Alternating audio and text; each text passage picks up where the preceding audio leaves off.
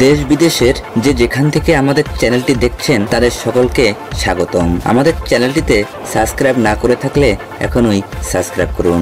বিক্রমের বিরুদ্ধে অনিচ্ছাকৃত খুনের মামলা দায়ের। সোনিকা চৌহানের মৃত্যুর ঘটনায় অভিনেতা বিক্রম চট্টোপাধ্যায়ের বিরুদ্ধে অনিচ্ছাকৃত খুনের মামলা দায়ের হলো।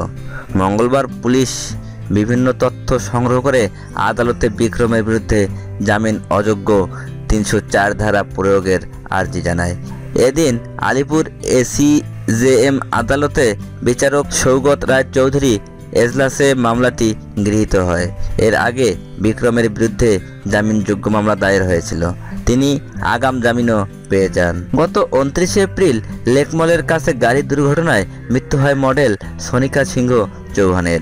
সেদিন চালকের আসনে ছিলেন অভিনেতা বিক্রম চট্টোপাধ্যায়। ওই ঘটনার তথ্য প্রমাণ খতিয়ে দেখে এখন পর্যন্ত পুলিশের মনে হয়েছে এটা নিছক ঘটনা নয়। সেদিন তাদের গাড়ির গতিবেগ কত ছিল, বিক্রম আদৌ মদ পান করেছিল কিনা, এসবের তদন্ত রিপোর্ট আদালতে জমা দিয়েছে পুলিশ।